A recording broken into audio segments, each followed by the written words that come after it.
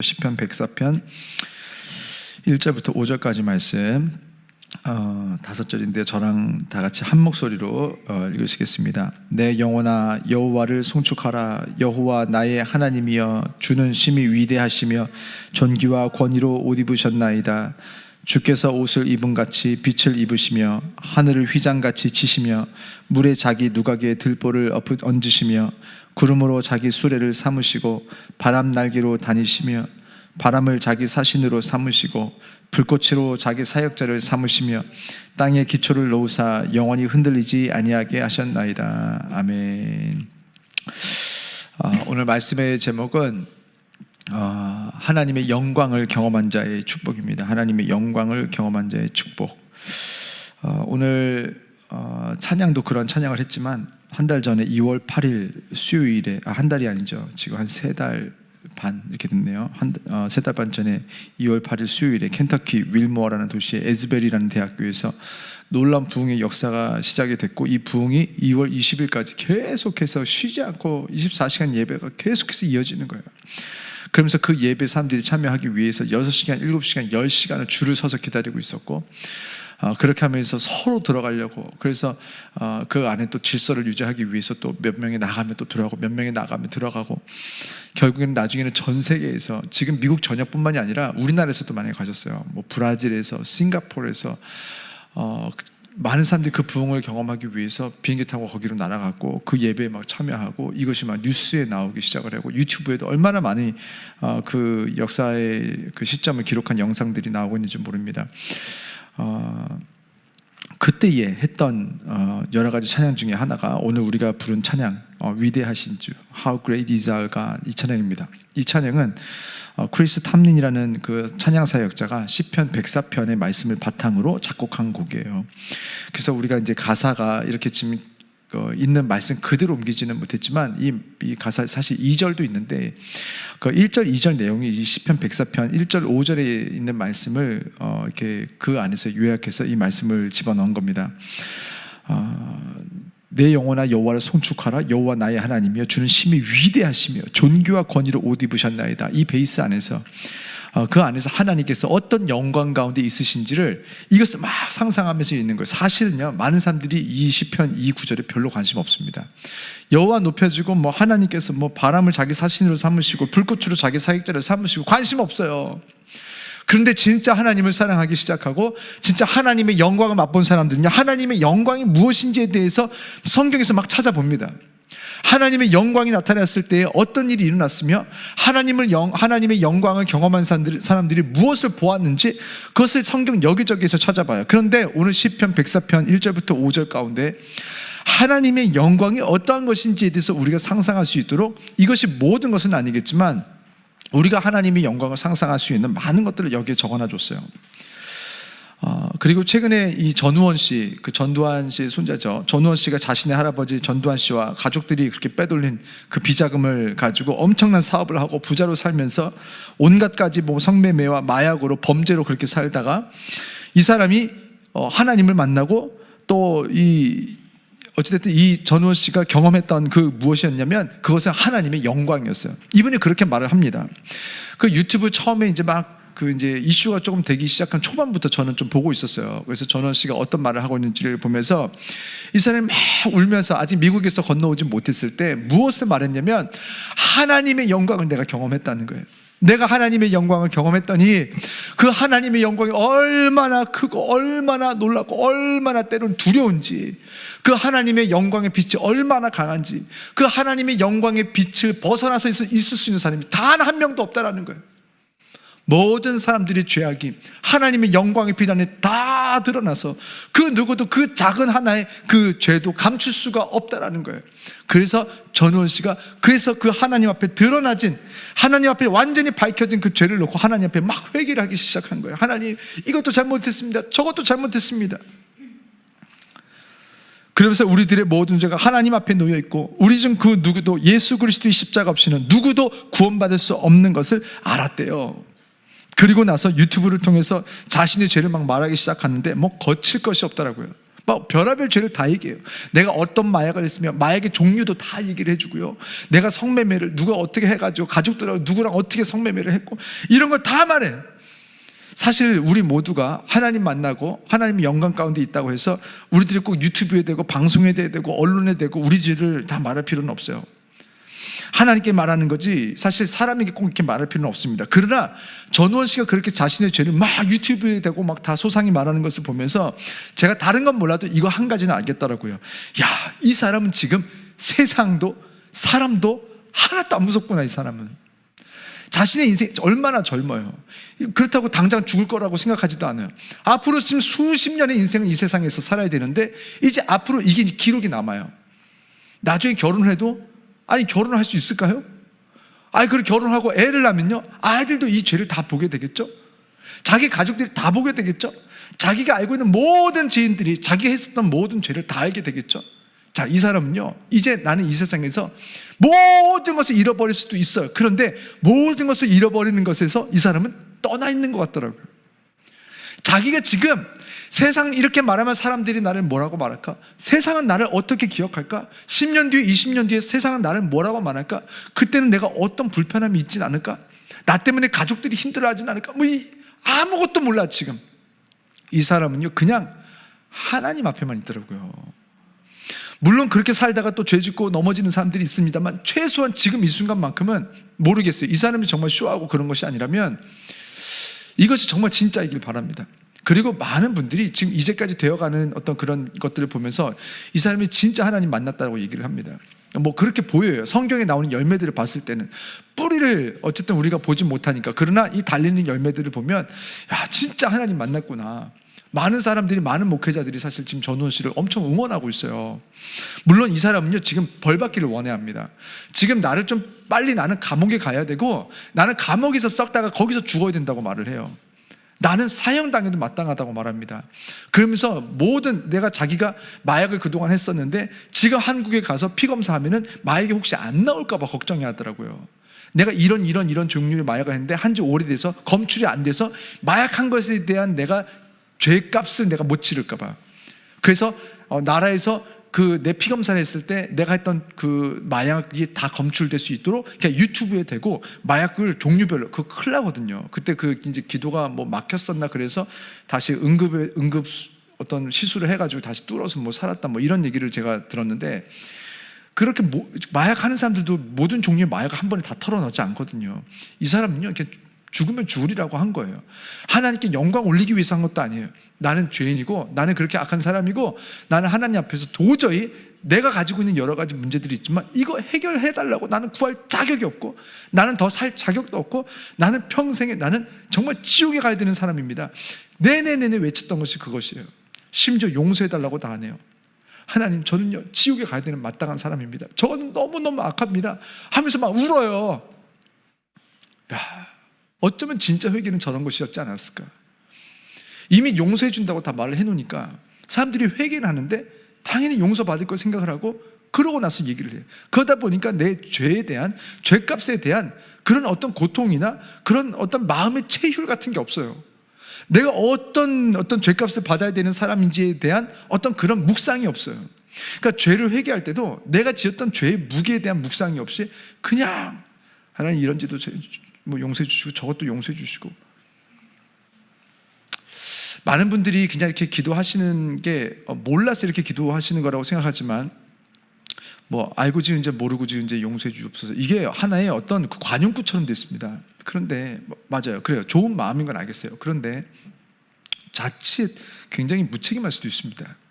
그냥 나는 지금 이제 그 말이 가지고 있는 방향성이 무엇일까라고 생각했을 때 내가 지금 죄에 대한 어떤 묵상 찾아내고 막 이런 것보다도 어떻게든 용서받고 싶은 것이 먼저야. 내가 이 죄의 무게, 내가 이 아이의 어떤 아이의 뺨을 쫙 때려놨는데 용서해 주세요. 죄송합니다. 미안해요. 이렇게 하기 전에 내가 이 아이의 뺨을 때린 것이 얼마나 무서운 죄고 얼마나 악한 죄고 이 아이가 얼마나 큰 트라우마와 앞으로 얼마나 고생할지 여기에 대한 묵상이 먼저 있었어야 됐는데 나는 거기 관심 없는 거예요.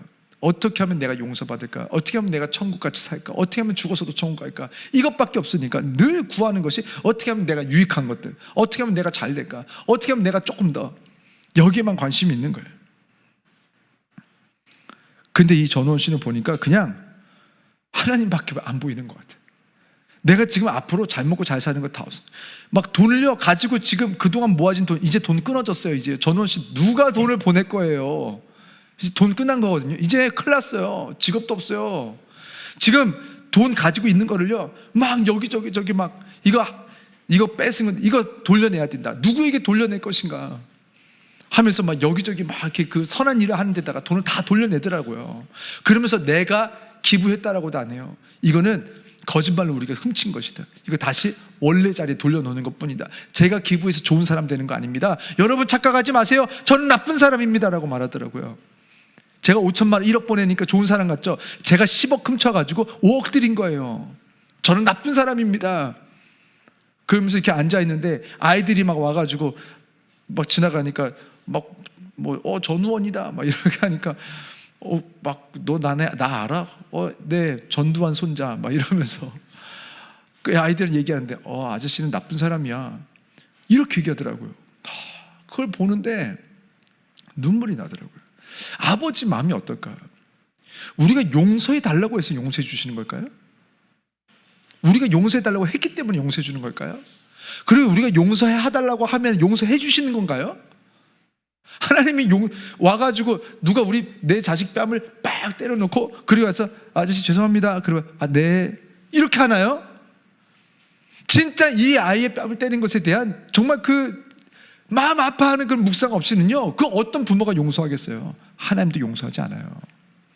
우리는요 예수님의 십자가를요 너무 싸구려로 만들어요. 제가 정말 존경하는 본 헤퍼라는 신학자가 있습니다. 그 사람이 이제 히틀러 시대에 히틀러가 하고 있는 일들에 대한 어떤 종교인들이 어떻게 이것에 대해서 우리가 말을 해야 될 것인가에 대해서 많은 논의가 있었어요. 지금 이렇게 하는 것에 대해서 히틀러에 대해서 뭐라고 말할 것인가. 근데 반박하면 죽이고 안 그러면 이것은 분명하게 하나님 앞에서 죄인 것 같고. 근데 많은 종교인들이 우리나라 일제 식민지 시대 때 일제 천황에게 절하는 것은 괜찮다 이렇게 하면서 일본 쪽에 붙어버린 종교 지도자들이 있었고, 반대로 목숨 걸고 끝까지 천황에게 절하지 않고 그렇게 순교하고 죽은 분들이 많습니다. 근데 본 회퍼도 그 중에 하나인 거예요. 끝까지 이렇게 히틀러가 하는 것에 대해서 동조하지 않고 끝까지 믿음으로 말씀을 지키다가 결국은 사형당해서 죽었습니다. 근데 그 본 회퍼가 말한 가장 큰 타이틀, 하나의 신학적인 메시지가 있는데 그것이 무엇이냐면 Cheap Grace라는 책이 있어요. 저도 가지고 있어요. 제 사무실도. 그게 뭐냐면 값싼 은혜라는 뜻입니다. 싸구려 은혜. 하나님께 은혜를 구하는데 그 은혜를 우리는 싸구려로 만들고 있다는 거예요. 하나님께서 그 독생자 아들씩이나 보내가지고 십자가에서 죽는 죽음이 얼마나 고통스러운 과정이었는지에 대한 묵상이 없이 지금 내 아들 죽었으니까 믿으면 구원받는다. 그래요? 믿어요? 참 쉽네요. 우리의 죄에 대한 아무런 묵상 없이, 죄에 대한 깊은 아픔 없이, 깊은 체휼 없이 우리가 회개가 이렇게 약하고 그냥 바라고 구하는 것만 많은 거예요. 바라고 구할 때는 울지만 우리 죄를 회개할 때는 울지 않아요. 지금 이 사람의 죄 때문에 내 아들이 대신 죽었는데 이 사람이 여전히 우는 이유가 나한테 뭐 더 달라고 울어요. 그 하나님의 마음이 어떠실까요? 내 자식이 심장을 줬는데 지금 우는 이유가 내 아들 때문에 미안해서 우는 것이 아니고 뭐 더 달라고 운다면 여러분 주겠습니까? 안 주겠습니까? 저라면 안 줍니다. 예수님께서 십자가에서 죽으시고 부활하시고 승천하신 기록이 복음서 말미에 나오고 사도행전으로 이어집니다. 제자들은 예수님을 믿었어요. 베드로가 예수님께서 재판받으실 때에 비록 예수님을 부인하고 저주했지만 예수님을 믿지 않아서가 아니었어요. 정말 베드로도 너무너무 위험한데 그 자리까지 갔어요. 그 대제사장의 그 뜰에 갔더니 다 그쪽 사람들, 그래서 예수님을 잡아 죽이고 싶어하는 사람들이 거기 버글버글한데 베드로를 못 알아봅니까? 다 알아보지. 그러니까 거기서는 너무너무 위험한 자리니까 아무도 안 온 거예요. 베드로 빼고. 나름대로 거기까지 갔을 때는요 진짜 예수님을 사랑하고 믿었어요. 그런데도 불구하고 거기서 예수님을 부인하고 저주한 거예요. 그것은 예수님을 믿지 않아서가 아니었어요. 우리가 살면서 실패하고 죄 짓는 것들은요 예수님을 안 믿어서가 아니에요. 예수를 믿었으나 하나님의 크심, 하나님의 영광 안에 갇히지 않고 세상의 강력함, 악한 사단이 주는 두려움에 갇혀 있었던 거예요. 그러니까 예수님의 부활을 경험하고도 누구 하나 밖으로 나와서 복음을 전하는 사람이 없는 거예요. 예수님과 3년을 같이 지내면서 예수님께 일어난 모든 일을 보았습니다. 모든 기적을 보았습니다. 중풍병자를 고치시고 혈루증을 고치시고 또 소경을 눈을 뜨게 하시고 죽은 자를 살리셨고 귀신 들린 자에게서 귀신을 쫓아내셨어요. 바다 위를 걸으시는 것을 보았고 오병이어로 수만 명을 먹이시는 것을 보았으며 풍랑과 파도를 잠재우시는 것 또한 보았습니다. 제자들은 믿었어요. 그래서 마태복음 14장 33절에 보니까 제자들이 이렇게 고백합니다. 이거 자기 마음에 있었던 고백이에요. 이렇게 고백했습니다. 우리 함께 읽어보겠습니다. 배에 있는 사람들이 예수께 절하며 이르되 진실로 하나님의 아들이로소이다 하더라. 이것이 오병이어 기적 다음에 예수님께서 제자들을 바닷가로 보내시고 풍랑이 있는 중에 예수님을 보고 바다 위로 걷고 빠지고 그런 경험한 다음에 예수님께서 풍랑을 잠재우시니까 그 안에 있었던 모든 이들이 고백한 것이 진짜 하나님의 아들이었구나. 오병이어 기적을 보고도 몰랐으나 이제는 알게 된 거예요. 그리고 제자들은요, 심지어 이후에 귀신을 쫓아낼 수 있는 권세를 받았어요. 마태복음 10장 1절과 누가복음 9장 1절을 보면 예수님께서 제자들에게 귀신을 쫓는 권세와 병과 약한 것을 고치는 권능을 주셨더라고 나옵니다. 믿음이 없는 이들에게 어떻게 귀신을 쫓는 권세와 병을 고치는 권능을 주시겠어요? 믿음이 기본적으로 있고 그 위에 병 고치는 권능을 주셨겠죠. 제자들은요, 확실히 믿음이 있었던 거예요. 그런데도 불구하고 예수님이 돌아가시는 과정에서 보니까 제자들이 다 뿔뿔이 흩어져서 숨어 살아요. 복음 전하지 않아요. 왜 그렇습니까? 세상이 무서운 거예요. 사람이 두려운 거예요. 예수님을 믿는데도 불구하고 막상 살아보니까요, 세상이 너무 힘이 세 보여요. 저 사람이 우리 가정을 무너뜨릴 수 있을 것 같아요. 우리 집안을요, 완전히 지옥으로 망가뜨릴 수 있을 것 같아요. 그래서 우리가 가지고 있는 모든 평안을 다 깨뜨리고 우리가 가졌던 그 행복을 다 뺏어갈 수 있을 것처럼 보여요. 세상이, 사람이 너무너무 무서워. 세상이 우리에게 어쩌고 사람이 우리를 어쩌는 것이 너무 대단해 보여서 그 안에 압도되고 눌려서, 그래서 두려움과 염려가 우리를 지배하는 거예요. 그래서 기도 내용도 보면은 지금 하나님의 영광 안에 지배된 사람들이 기도 내용이 다르고 세상과 사람에게 압도되어 있는 사람은 기도 내용이 다릅니다. 둘 다 기도해요. 둘 다 예수 믿어요. 죽으면 둘 다 구원받아요. 그런데 이 세상에서 살 때 하나는요, 담대함으로 정말 멋있게 살고요, 하나는요, 맨날 그냥 울면서 살아요. 무섭대요. 그런데 사도행전 2장을 보니까 오순절 날에 제자들이 한 곳에 모였고 예수님의 명령대로 기도하며 성령 받기를 기다렸습니다. 그때에 호련히 하늘로부터 급하고 강한 바람 같은 소리가 있었대요. 그 소리가 모든 온 집에 가득했대요. 그리고 불의 혀처럼, 그러니까 불은 아닌 거죠. 불의 혀처럼이라고 했습니까? 불의 혀처럼 갈라지는 것들이 각 사람 위에 있는 것을 보았다고 했습니다. 그것들이 각 사람 위에 하나씩 임했고 그때 모두 성령의 충만함을 받았다고 오늘 사도행전 2장의 기록이 나옵니다. 그리고 나타난 분명한 현상은 무엇이냐면 병 고침의 은사, 귀신을 쫓는 은사가 막 나타나길 바라면서 성령 받기를 원하는 사람들인데, 사실 그 은사들은요, 성령 받기 전에도 있었어요. 많은 분들이 성령 받기를 원한다고 하면서 그 목표 지점이 이상이에요. 은사에 욕심이 많은 분들, 그거 사실 나쁜 건 아니에요. 근데 성령 받으면은 무엇한다라고 하면 은사 받는다, 요 생각부터 해요. 그래서 무슨 뭐 이렇게 능력 받아가지고 그래서 뭐 병을 고치고 귀신 쫓게 해가지고 뭐가 되는 것처럼, 여러분 성령 받지 않아도 제자들은 처음부터 원래 병 고치고 있었고 귀신 쫓고 그거 권세를 예수님께서 주시면 하는 거예요. 병 고치는 권세를 주셨대요. 그럼 성령 받는 것이 아니라 권세를 받으면 하는 거예요. 그런데 지금 여기를 보니까 이 성령 받고 나서 제자들에게 나타난 현상은 갑자기 병을 더 잘 고치고 갑자기 귀신을 더 잘 쫓는 것이 아니라, 이 은사들이 예전에도 있었잖아요. 예수님께서 살아계실 때 제자들에게 그 권세를 주셨잖아요. 그런데 이 제자들이 믿음이 있었고 병도 고치고 있었고 귀신도 쫓고 있었는데 세상이 여전히 무서운 거예요. 우리는요, 병 고치는 은사, 뭐 귀신 쫓는 은사가 있어도요, 우린 세상이 무서워요. 사람이 너무너무 무서워요. 그래서 도망 다녀요. 숨어 다녀요. 복음 안 전해요. 복음 전하다가 사람들에게 미움받고 왕따 될까 봐. 그런데 이 성령 받는 사건, 그 다음에 어떤 일이 있었냐면 베드로와 사도들이 2장 14절 뒤에부터 복음 전한 소리를 소리를 높이기 시작했는데 어디에서 했냐면 세상 앞에서, 사람들 앞에서, 예수님을 잡아 죽인 사람들 앞에서, 그리고 자신들을 지금 찾아 헤매는 사람들 앞에서 자신들을 잡아가지고 같이 죽이고 싶어요. 지금요, 결국 제자들이요 나중에 목자를 죽어요. 그런데 자신들을 찾아서 헤매고 있는 유대인들과 제사장들과 서기관들을 오히려 지금 제자들이 찾아갑니다. 예루살렘 한복판으로 찾아가서, 우리로 치면 광화문 한복판으로 가서 우리를 잡아 죽이겠다는 사람들이 버글버글한 곳으로 가서 매스컴 앞에 가가지고 거기서 소리를 높여서 복음을 말하기 시작했다는 거예요. 2장 14절, 우리 한번 어떤 일이 있었는지 한번 다 같이 한 목소리로 읽어보겠습니다.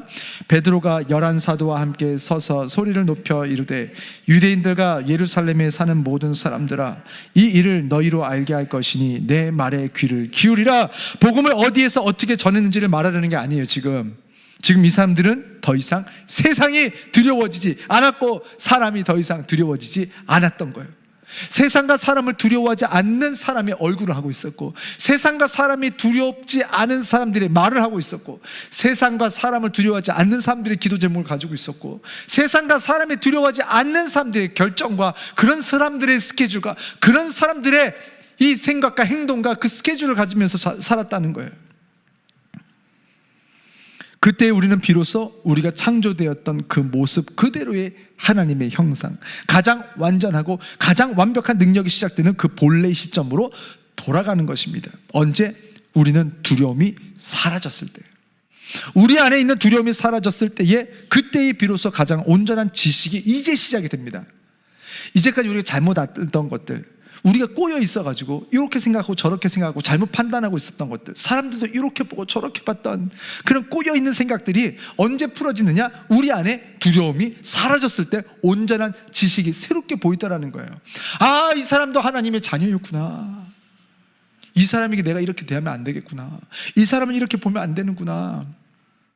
지금 우리가 해야 되는 일이 이것이 아니구나.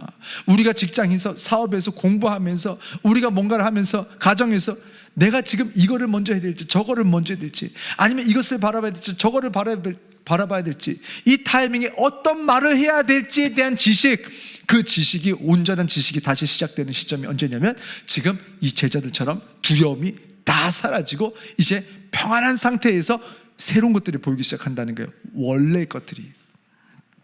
그리고 가장 완전한 감정이 또한 시작이 됩니다. 또 가장 완벽한 결정을 하게 되고 가장 능력 있는 미래를 준비하게 됩니다. 왜냐하면 현실 그대로를 보기 시작했으니까. 그전까지는 막 씌인 것들이 많아가지고 엉뚱한 것들만 보여요. 진짜는요, 아무리 말해줘도 들리지가 않아요. 우리의 지식과 우리의 감정이 병들어 버리니까 우리의 가정도, 우리의 자녀들도, 우리의 배우자도, 우리의 직장과 우리의 인생 전체가 같이 병들어 버리는 거예요. 우리는 성령 받을 때 그러면 어떤 일이 일어나는 것이냐면, 세상의 능력과 사람의 능력에 함몰되지 않고 이제는 우리는 하나님의 영광 안에 갇히게 되는 것입니다. 하나님의 영광은요, 이 세상 모두를 가장 온전하게 하는 힘입니다. 가장 깨끗한 산소, 가장 깨끗한 물처럼 우리가 있는 그곳이 가장 깨끗한 산소들이 온전하게 있는 그 장소, 그것이 회복되게 하는 것이 무엇이냐면 하나님의 영광이었다는 거예요.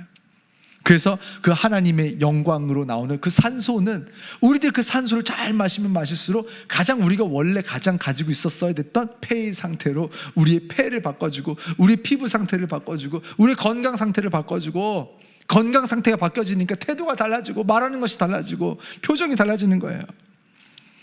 우리가 회복하는 하나님의 형상은 우리를 세상을 향한 두려움, 사람을 향한 두려움에서 벗어나게 합니다. 그래서 288장 3절, 제가 가장 제 인생 찬양 두 가지 있다면 288장, 370장인데 288장 3절에 이렇게 나와요. 주 안에 기쁨 누림으로 마음의 풍랑이 찬잔하니 세상과 나는 간 곳 없고 구속한 주만 보이도다. 이것이 나의 간증이요 이것이 나의 찬송일세. 나 사는 동안 끊임없이 그 주를 찬송하리로다. 우리는 어쩌면 가장 관심 없이 읽었을 말씀 시편 104편, 오늘 우리들이 찬양을 했던 이 찬양, 사실은 이 찬양과 오늘 시편 104편 1절 말씀, 5절 말씀, 이 말씀이 우리들에게 가장 힘이 됐었어야 됐던 말씀입니다. 우리가 구할 길을 무엇을 구해야 되냐면 하나님의 영광을 구했어야 됐어요. 하나님, 우리가 하나님의 영광 안에 거하기를 원합니다. 하나님께서 온전하게 받으시는 영광, 하나님의 그 영광 안에 우리가 온전히 거하게 하여 주옵소서. 그래서 시편 104편 1절 5절 이거를 보면서 내가 마음이 너무너무 든든하고 나 마음이 너무너무 신나고 행복해져야 돼요. 우리 시편 104편 1절과 5절만, 이렇게 두 절만 우리 한 목소리로 다시 한번 읽어보겠습니다. 내 영혼아 여호와를 송축하라. 여호와 나의 하나님이여 주는 심히 위대하시며 존귀와 권위로 옷 입으셨나이다. 땅에 기초를 놓으사 영원히 흔들리지 아니하게 하셨나이다. 아멘. 오늘 제가 앞에 찬양을 조금 짧게 하는 이유가 뭐냐면 이 찬양을 다시 한번 찬양하고 그리고 우리 한번 기도하는 시간을 가지려고 합니다. 우리가 지금 가지고 있는 문제들이 많죠. 문제들이 있죠. 심각한 것도 있죠. 그러나 그 모든 문제는 문제가 되지 않습니다. 언제? 하나님의 영광 안에 거할 때에. 하나님의 영광의 빛이 거하는 그 모든 장소라면 우리가 하나님의 영광의 빛 안에 있는데 누가 우리를 넘어뜨릴 것이며 누가 우리 가정을 넘어뜨릴 것이며 누가 우리가 하고 있는 이 모든 이 인생을 누가 넘어뜨릴 수가 있겠습니까? 하나님의 영광 바깥에 있을 때가 문제지, 우리가 하나님의 영광 안에 거한다면 오늘 하나님께서는 우리를 이 모든 세상과 사람으로서 지키시고, 그래서 이제는 그 세상과 사람을 두려워하지 않는 사람들의 결정을 우리가 하게 되고 그 사람들의 스케줄을 살고 그 사람들의 우리의 선택들을 하면서 살게 될 줄 믿습니다. 이 시간 하나님의 영광을 찬양합시다. 하나님의 영광을 사모합시다. 오늘 이 시간 처음에 찬양했던 이 찬양 다시 한번 우리 찬양하시고 그리고 우리 함께 말씀을 생각하면서 하나님 영광, 그 영광 가운데 거하게 하옵소서 함께 기도하는 시간을 갖겠습니다.